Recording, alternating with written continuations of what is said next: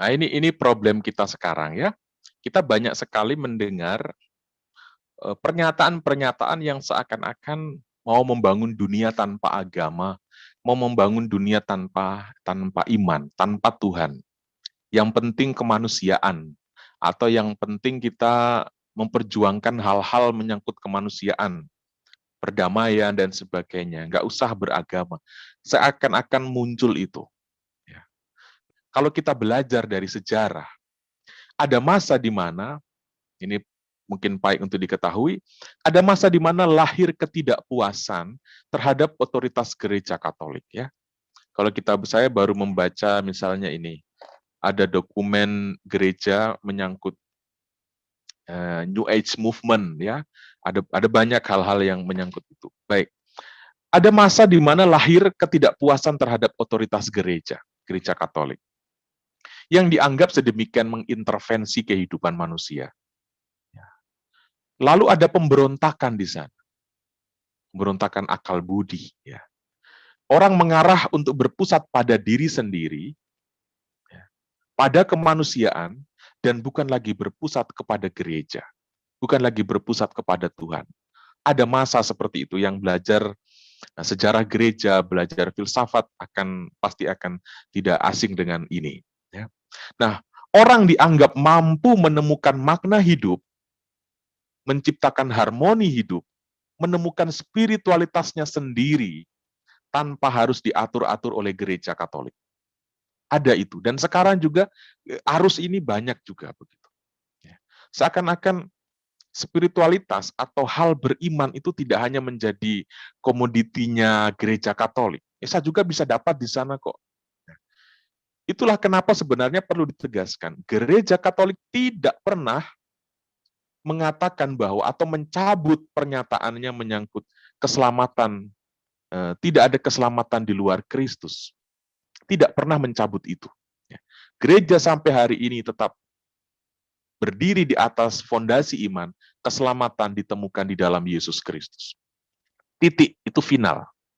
Tidak ada negosiasi tentang itu. Nah, menjadi pertanyaan sekarang, mungkinkah orang menjadi sungguh-sungguh manusia jika ia melawan atau hidup di luar atau bertentangan dengan Yesus Kristus? Ini. Kalau kita baca di Facebook, ya, di media-media sosial itu banyak bermunculan kalau mungkin tanpa kita sadar, seakan-akan itu baik sekali tentang yang membangun budaya kasih, membangun budaya toleran, membangun budaya harmoni, ya. Dan seakan-akan nggak perlu lagi iman, nggak perlu lagi Kristus di dalamnya. Hanya hidup yang menyerupai Yesus Kristuslah hidup yang dikehendaki Allah.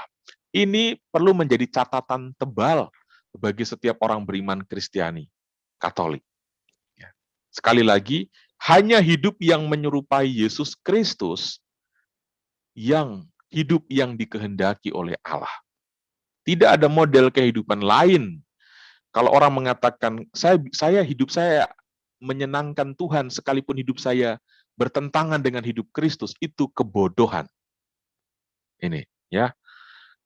Tolong dicatat baik-baik supaya kita tidak merelatifir iman begitu. Yang penting kan berbuat baik, yang penting berbuat baik. Menjadi pertanyaan, adakah kebaikan yang sungguh-sungguh baik di luar Yesus Kristus? Tidak ada model kehidupan yang menyenangkan Allah selain hidup seperti yang ditunjukkan oleh Yesus Kristus. Itulah yang diwartakan oleh gereja sampai hari ini. Nah, hal yang kedua menyangkut pertanyaan ini, kita harus menyimak ini baik-baik. Tidak pernah ada kebaikan yang sungguh-sungguh baik kalau itu dilakukan dalam keterpisahan dengan Allah. Ada orang begini, ya. Saya tidak tahu pengalaman ibu bapak sekalian. Ada orang yang malas ke gereja dan membela dirinya dengan mengatakan, kebaikanku adalah ibadahku.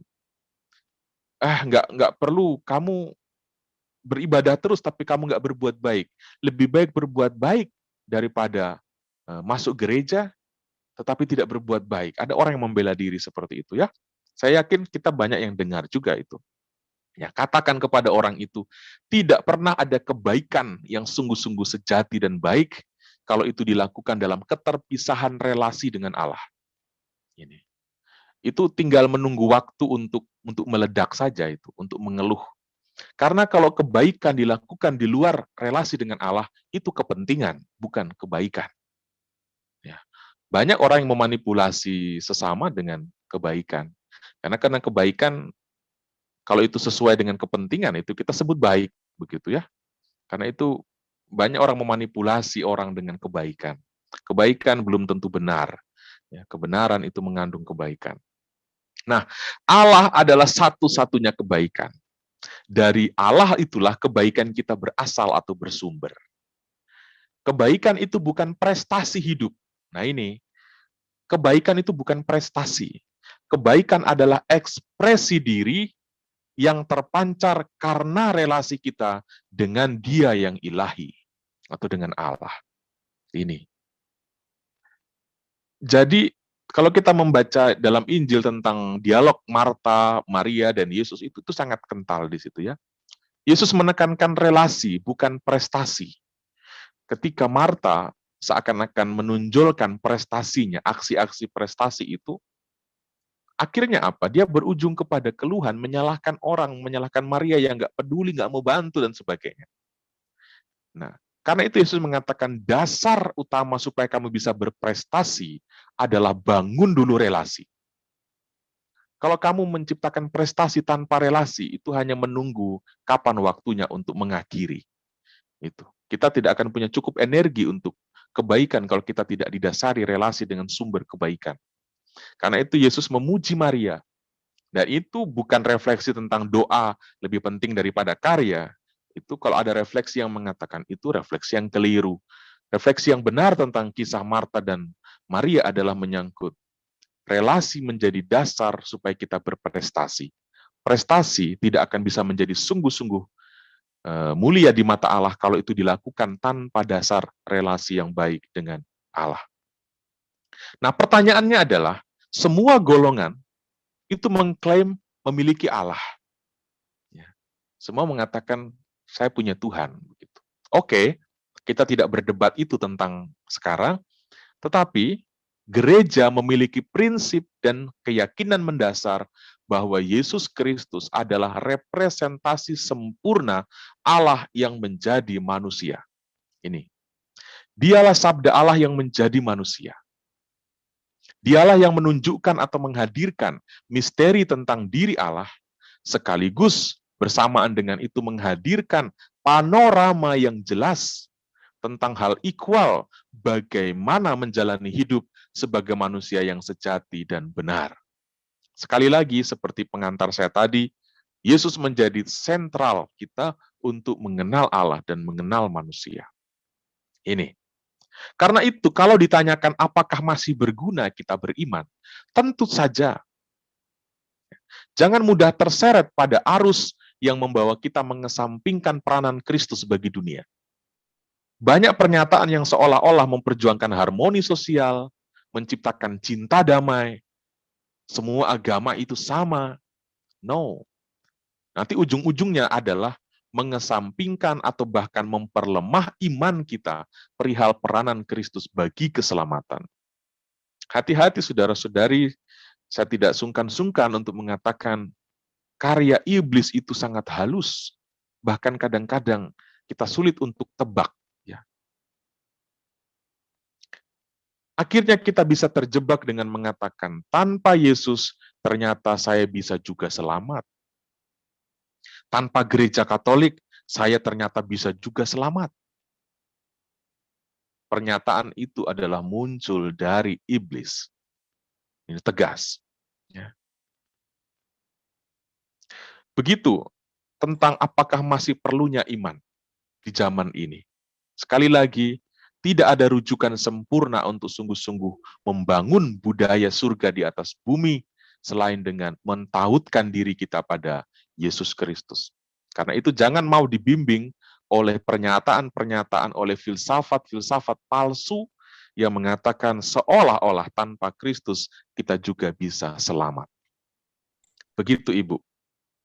Wah, semakin larut, semakin menarik sekali ini pembahasannya, Romo. Ya, tadi perlu saya tekankan lagi ya, untuk diri saya sendiri juga, mungkin untuk kita semua, hanya hidup yang menyerupai Yesus Kristus, hidup yang dikehendaki oleh Tuhan. Wah, luar Benar, biasa. benar. Terima kasih sebagai Itu harus highlight menjadi malam ini. pedoman semua orang Kristen ya, supaya kita tidak merelatifir. Merelatifir itu artinya apa ya? Ya dan tidak. Kita mesti punya ketegasan prinsip begitu. Hanya hidup yang seperti Yesus Kristus, hidup yang menyenangkan Allah. Karena itu, Ibu, kalau kita masuk dalam gereja Katolik, lihat replika apa yang paling besar, ornamen apa yang paling besar di depan. Yesus yang tersalib. Kita diminta untuk lihat itu karena hanya dengan model manusia seperti itulah model manusia yang dikehendaki Allah. Karena itu kalau masuk gereja jangan tunduk-tunduk terus. Lihat Ya. ke depan.